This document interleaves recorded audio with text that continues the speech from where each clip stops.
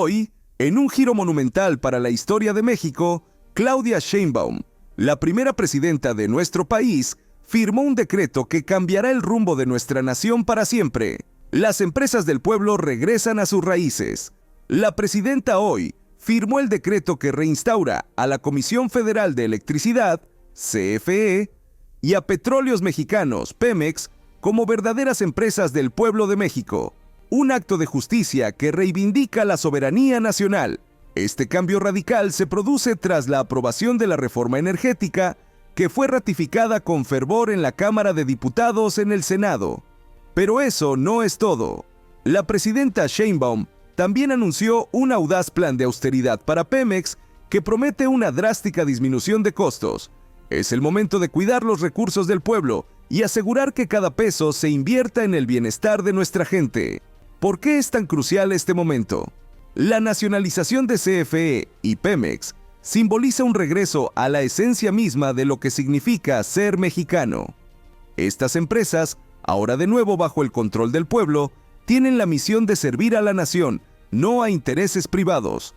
Esto significa más empleo, más energía accesible y un futuro más brillante para todos. Su permiso, señora presidenta, muy buenos días a todas y todos. Les voy a presentar las implicaciones de la reforma constitucional en materia ferroviaria, que fue ya aprobada por ambas cámaras y por 2/3 partes de los congresos locales. Es decir, ya es una reforma constitucional, ya es parte del texto constitucional. Para recapitular y poner un poco en contexto cuál es el origen y el objetivo de esta reforma,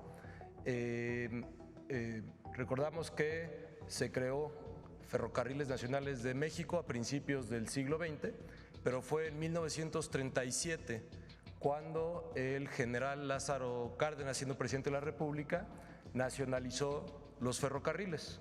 Esto implicó que durante la mayor parte del siglo XX operara como empresa pública Ferrocarriles Nacionales, tanto los servicios de carga, pero sobre todo los servicios de pasajeros. A partir de 1995 inició un proceso de privatización que provocó que hubiera un predominio en las vías férreas del país, una red extensa, el servicio de carga y que no hubiera servicios de pasajeros, los servicios de carga operados por empresas privadas a partir de concesiones. Sin embargo, a partir del año 2018 inició la recuperación del servicio de pasajeros con la construcción del Tren Maya y puesta en servicio, con la reactivación y renovación del tren del Istmo de Tehuantepec y puesta en servicio de un servicio de pasajeros y por supuesto el tren El Insurgente México-Toluca.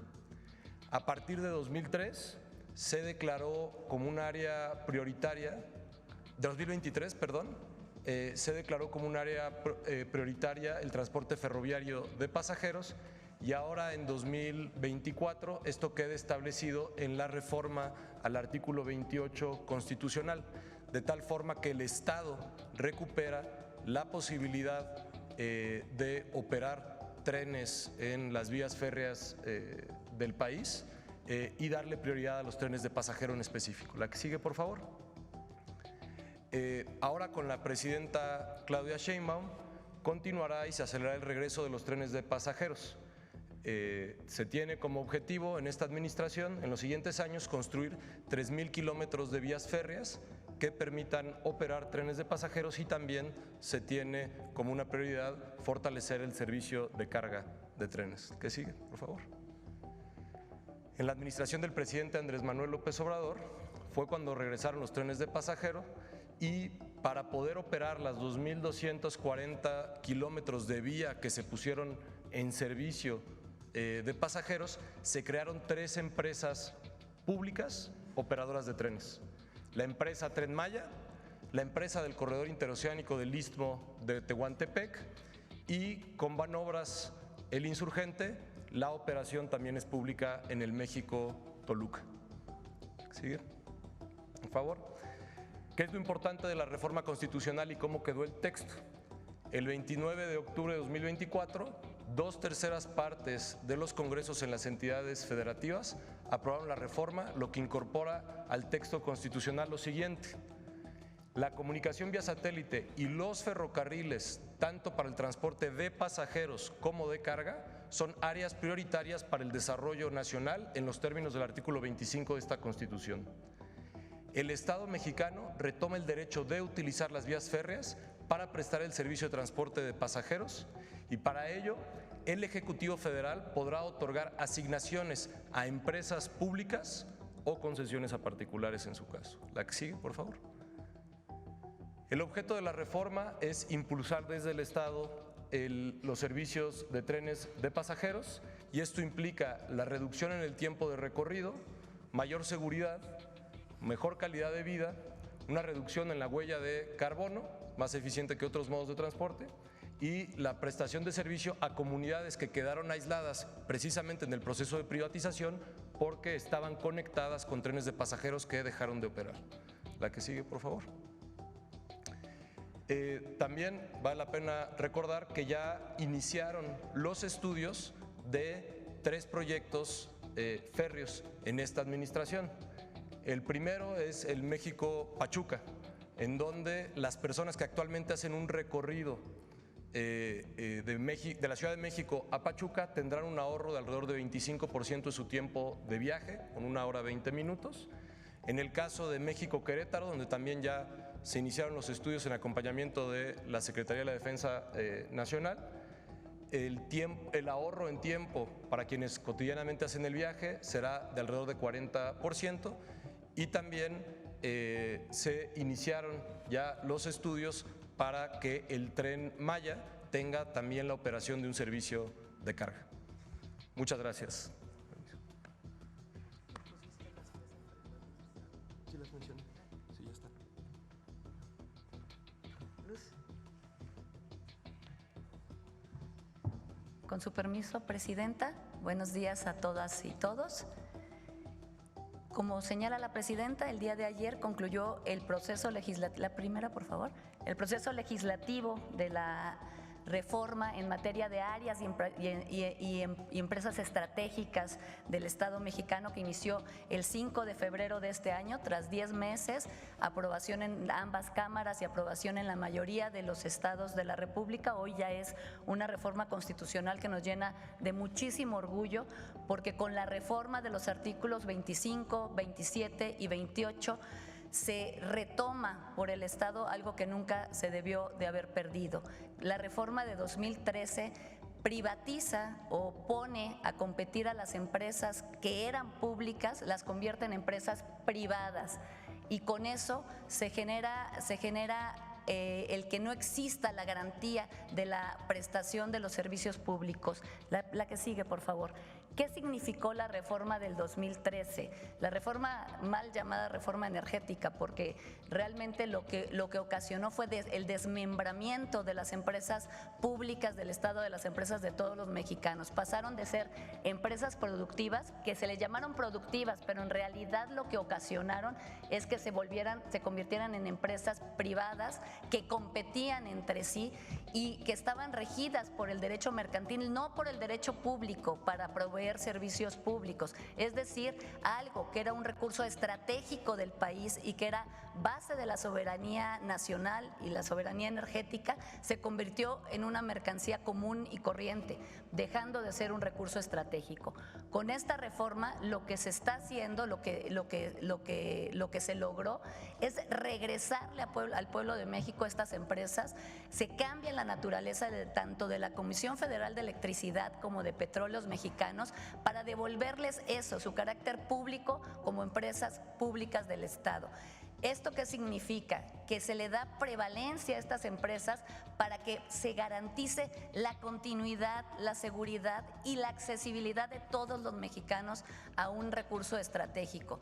Con la reforma anterior, por ejemplo, les pongo solamente un ejemplo, CFE no podía llevar energía eléctrica a poblados alejados donde no fuera rentable, porque tenía que verse el servicio público como una mercancía, la cual tenía que venderse a precios que fueran rentables para todas las empresas, como cualquier empresa privada.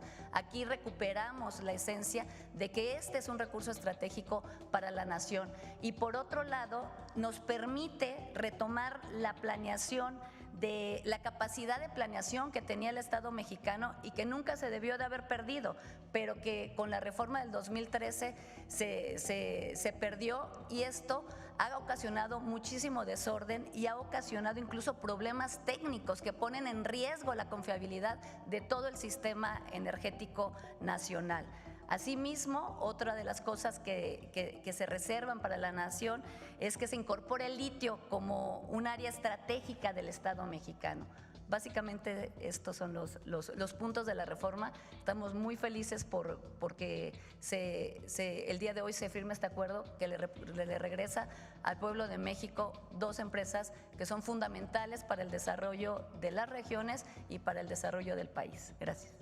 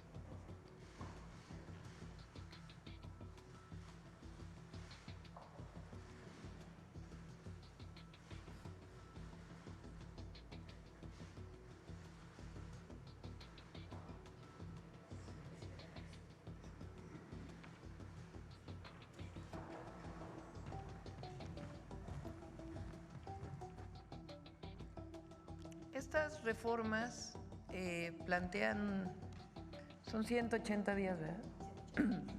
En el caso particularmente de las empresas energéticas, para poder modificar principalmente la ley de Pemex, la ley de Comisión Federal, la ley de la industria eléctrica y otras leyes que fueron también parte de la modificación de la reforma del 2013.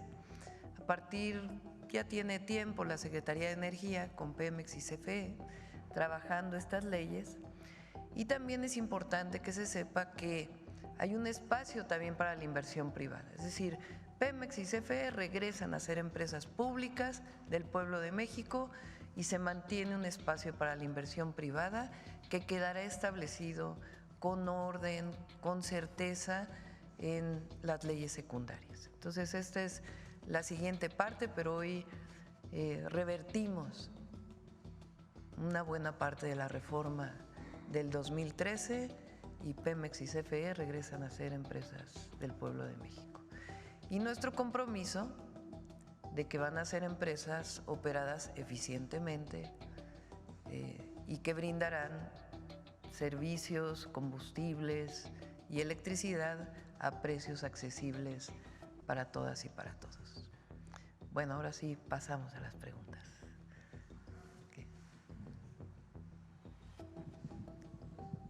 ¿Qué tal? Muy buenos días a todos y a todas. Juan Hernández de Diario Basta, Tabasco Hoy, Campeche Hoy y Quintana Roo Hoy de Grupo Cantón.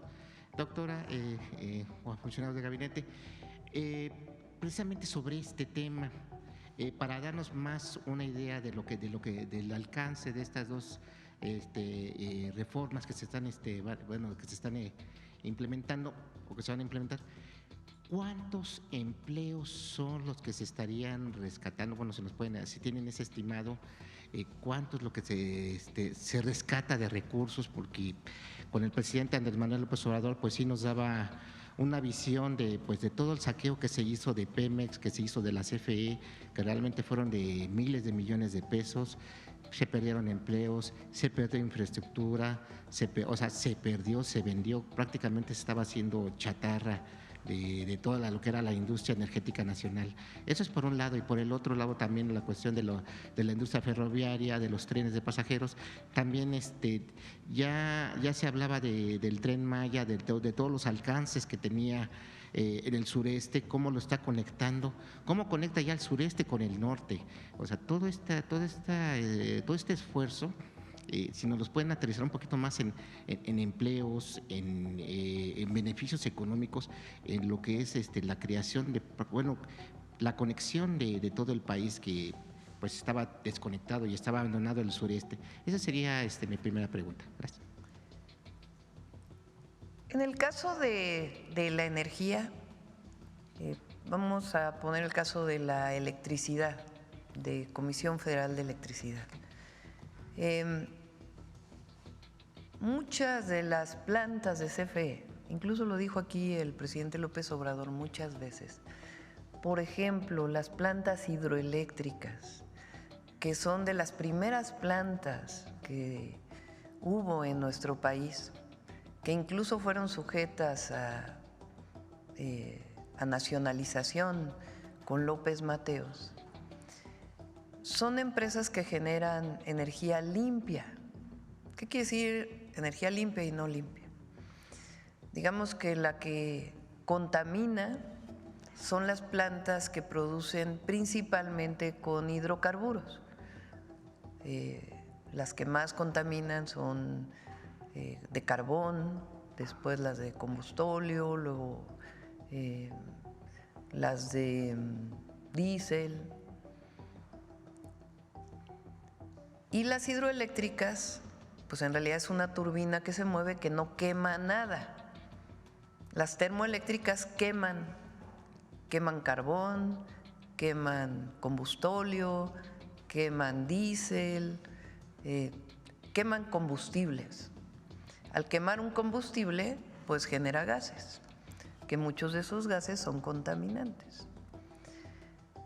Pero una turbina hidroeléctrica, pues no quema nada, es la caída del agua lo que genera la electricidad. Pues esas plantas de generación son de energía limpia. Pero con la reforma del 2013 no las consideraban energía limpia. La única energía limpia que se consideraba era la solar y la eólica, que en general eran privadas. Y esas tenían la preponderancia para generar todo cuando quisieran. Nada más que esas plantas tienen un problema, que es que generan cuando hay viento o generan cuando hay sol. Cuando no hay viento, pues no generan. Cuando hay sol, no generan. Requieren una base de generación, un respaldo se llama. Pero no permitían o no le daban la alternativa a que las hidroeléctricas entraran a generar. Ahora, con esta reforma constitucional, a CFE le dan la posibilidad de que estas plantas entren y que SENACE, que es el que hace ese despacho, diga, no, primero las hidroeléctricas, en función de distintas situaciones técnicas que determinan quién entra a generar. Ahora imagínense ustedes tener una planta hidroeléctrica parada porque SENACE te dice, no puedes generar porque le doy preponderancia a otras. Pues representa costos para CFE, porque de todas maneras ahí hay trabajadores, ahí se pagan muchas cosas. Entonces ahora a CFE se le da la posibilidad de que entre a generar. Vamos a calcular exactamente el monto de recursos de lo que esto significa y al mismo tiempo va a haber nuevas plantas, algunas que se construyeron en la administración anterior del presidente López Obrador, que nos va a tocar inaugurarlas, muchas de ellas de gas natural, y otras que vamos también a construir de fuentes renovables de energía y un espacio que es el 46% para que generen los privados. ¿Cuántas nuevas plantas serían? Ya vamos a presentar el próximo miércoles el Plan Nacional de Energía para electricidad. ¿Un adelanto? El miércoles lo presentamos, próximo miércoles. El Plan Nacional de Energía para el caso eléctrico, y al siguiente miércoles vamos a presentar para Pemex.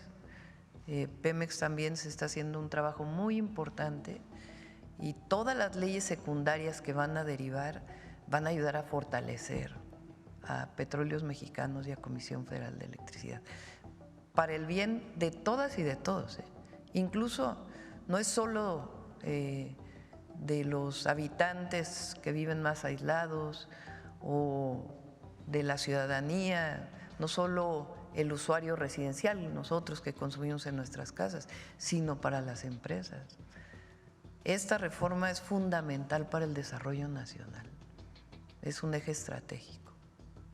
Perfecto. Como segundo tema, doctora, no sé si también nos puede responder de lo de los ferrocarriles. Sí, ferrocarriles. ¿Cuántos empleos vamos a generar en total, recuerdas? Son, sin mal no recuerdo, son alrededor de 600,000 empleos que se van a generar con los trenes. En este sexenio.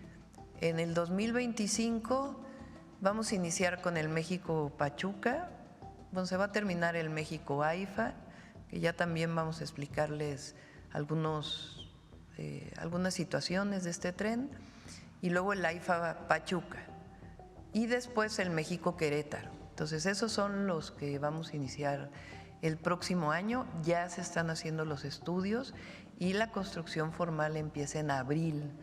Además, vamos a hacer el Tren Maya de carga y vamos a hacer la línea K del interoceánico. Entonces, es una generación de empleo, pues por lo menos de unos 300,000 empleos, además de toda la vivienda social, que por cada vivienda se estima que se generan 4 empleos. Entonces, la obra pública genera empleo y eso potencia también la inversión privada. Perfecto, muy bien. Bueno, en un segundo tema, ayer ya se había tocado esta situación del retiro de los ministros, la renuncia de estos ministros que, de alguna manera no quieren renunciar no querían renunciar a su haber de retiro. En Diario Basta hicimos un pequeño ejercicio solamente de lo que es la cuestión de su fondo de ahorro. En el fondo de ahorro un ministro puede dar el 10% de su salario. Si estamos hablando de 750,000 pesos mensuales, son 75,000 pesos que multiplicados por 12 pues nos da un total de 9 millones de pesos. Y el Consejo de la Judicatura les da otro 10%. Esto nos dieron fuentes cercanas en este caso al Poder Judicial de la Federación, no es nada inventado, ¿no? Y es algo que ya se ha venido documentando. Entonces, un ministro en 10 años, nada más tomamos en cuenta los 10 años, estaría recibiendo por retiro 180 millones de pesos. Eso sin contar con los 500,000 pesos que recibirían de pensión vitalicia mensual, precisamente para no perder estos privilegios. No contamos los otros beneficios que están ya también ampliamente documentados en otros medios de comunicación y en otras investigaciones que se han venido dando a dar a conocer, ¿no? Preguntarle qué opinión le merece precisamente, estamos hablando de ministros, pero no estamos hablando de jueces ni tampoco de magistrados. Eso nada más es la punta del iceberg, porque también hay otros fideicomisos que también lo dimos a conocer con el presidente Manuel López Obrador, que es por ejemplo el FORI, este fondo en el que no se había, en la historia del Poder Judicial, desde la creación de este fondo, no había posibilidad de retiro, a menos de que en este caso el trabajador, ya sea juez o en este caso de base, renunciara o dejara de pertenecer al Poder Judicial. Y se da a conocer que de manera extraordinaria le podían retirar hasta el 50% de sus ahorros nada más de este fondo en el Consejo en el Poder Judicial. Precisamente preguntarle qué opinión le merece que pues no parece, pero da la impresión de que están empezando a saquear todos los recursos que hay ahí en los fideicomisos del Poder Judicial. Esa sería mi pregunta. Digamos que por norma, por ley, por las normas del Poder Judicial, las ministras y ministros, solo ellos, además quedó establecido en la Constitución que así puede ser, si renuncian, tienen derecho a lo que se llama el haber de retiro. Estamos todavía revisando los números porque no queremos dar un número que sea falso, pues que no tenga que ver. Entonces ya se los vamos a informar más o menos cuánto es el haber de retiro. Ahora, yo creo que lo importante aquí que se conozca es qué es lo que está planteando algunos de los ministros de la Corte o la mayoría de las y los ministros de la Corte. El ministro Juan Luis González Alcántara y Carrancabo, si es así,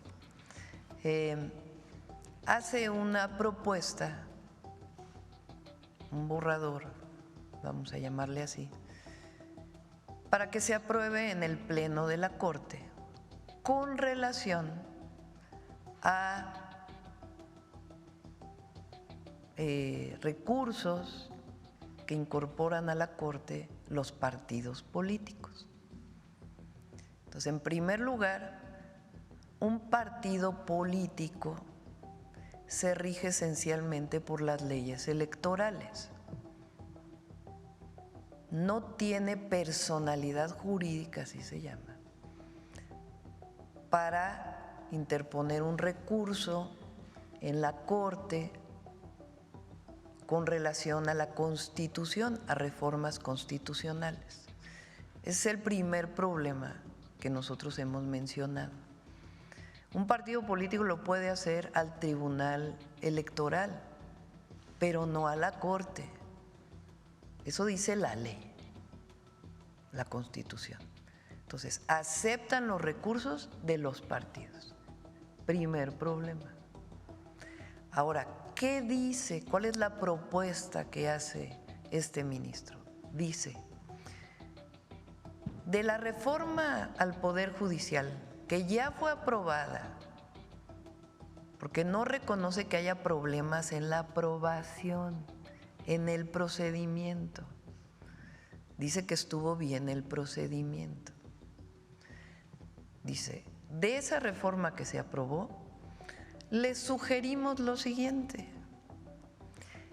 que se elijan por voto popular a las y los ministros, pero no a los magistrados y a los jueces. Y sobre eso ponemos la renuncia, los 8 ministros y ministras. ¿Una especie de moneda de cambio? No lo voy a calificar. Les estoy dando lo que dice y es importante que se lea. Entonces, ese es, digamos, el marco en el que se da. ¿Cuál es el planteamiento que no hace la presidenta, sino la Constitución? A ver, pongan el artículo 135 de la Constitución. La Constitución dice que los únicos que pueden reformar la Constitución son la mayoría calificada de la Cámara de Diputados, la mayoría calificada del Senado y la mayoría de los congresos a través de un procedimiento. En ningún lugar la Constitución dice la Corte puede legislar sobre las reformas constitucionales. Entonces, por eso el día de ayer yo planteé más allá del monto del haber de retiro,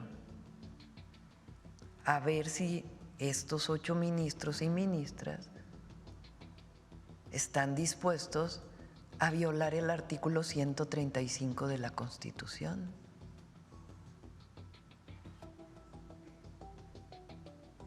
Porque dice, la presente Constitución puede ser adicionada o reformada Para que las adiciones o reformas lleguen a ser parte de la misma, se requiere que el Congreso de la Unión, por el voto de las 2/3 partes de los individuos presentes, acuerden las reformas o adiciones y que éstas sean aprobadas por la mayoría de las legislaturas de los estados y de la Ciudad de México. El Congreso de la Unión o la Comisión Permanente, en su caso, harán el cómputo de los votos de las legislaturas y la declaración de haber sido aprobadas las adiciones o reformas. A ver, en este artículo donde dice, y la Corte también puede modificar la Constitución o las reformas.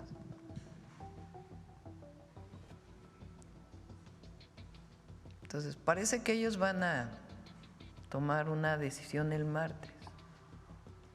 Pero el asunto aquí, porque dicen que la presidenta es una autoritaria, que es antidemocrática, que nosotros lo único que estamos haciendo es cumplir con la Constitución. Entonces, la Corte hace esa propuesta, pero el problema es que están legislando, están cambiando la Constitución, porque ya es constitucional la reforma al Poder Judicial.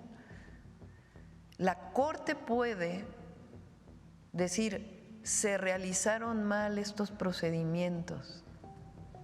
Eso sí, podría. O sea, el procedimiento con el cual se cambió, pero eso no dice la propuesta del ministro Alcántara. Lo que dice es, les hago una nueva propuesta de constitución, de reforma al Poder Judicial. Entonces, ¿quiénes son los autoritarios? O sea, 8 personas pretenden cambiar una reforma sobre el pueblo de México, sobre el constituyente. ¿Sí se dan cuenta de la magnitud? O sea, 8 personas. Yo por eso digo, vamos a esperar a ver cómo votan las ministras y los ministros. Y sobre eso ya platicaremos la próxima semana. Pero ese es el fondo. Y también, pues, ellos pueden optar por renunciar y se llevan su haber de retiro, así lo dice la reforma constitucional, o pueden postularse y decir, a ver, yo sí voy a que me elija el pueblo. Igual un juez puede decir, yo me retiro, o puede decir, no, a ver, yo me postulo. Ayer estaba viendo la carta de uno de los ministros que decía, no, pues yo no me voy al voto popular. Me voy a robar las palabras del presidente Andrés Manuel López Obrador, que dice que puede ser legal, pero es inmoral. ¿Será así? No, tampoco es legal. Ese es el tema. O sea, ese es el punto. Y por eso es tan grave. Las y los ministros lo saben. Porque ellos pueden no estar de acuerdo con la reforma al Poder Judicial. Tienen derecho a no estar de acuerdo. Tiene derecho cualquier ciudadano a no estar de acuerdo con la reforma al Poder Judicial. El asunto aquí es que la mayoría del pueblo de México, de acuerdo a la democracia, de acuerdo a nuestras leyes electorales, de acuerdo a lo que dice la Constitución, decidió cambiar la Constitución para reformar al Poder Judicial. ¿Una transformación profunda? Sí. Y puede haber quien no esté de acuerdo. Pues por eso somos un país libre y democrático. Pero de eso, a que un ministro o ministra de la Corte se atreva a ser constituyente, pues en ningún lugar el Poder Judicial es constituyente. El constituyente le corresponde al Poder Legislativo. Y en nuestro país, hay países donde el constituyente se elige en particular. O sea, no hay otra forma de cambiar la Constitución más que elegir un constituyente. En nuestro país, la propia Constitución dice ¿Quién es el constituyente? Las 2/3 partes de la Cámara de Diputados, las 2/3 partes de la Cámara de Senadores y la mayoría de los congresos locales. Entonces, no es un asunto, o sea, desde la perspectiva de magistrados, jueces, abogados, bueno, ya pusimos aquí lo que dijo un abogado que no está de acuerdo con nosotros, que es reconocido por quien no está de acuerdo con nosotros, Diego Valadez, que en un tuit dijo, ya no hay otra, ya es constitucional. Bien, bien. Eso le corresponde al Senado de la República, no me corresponde a mí.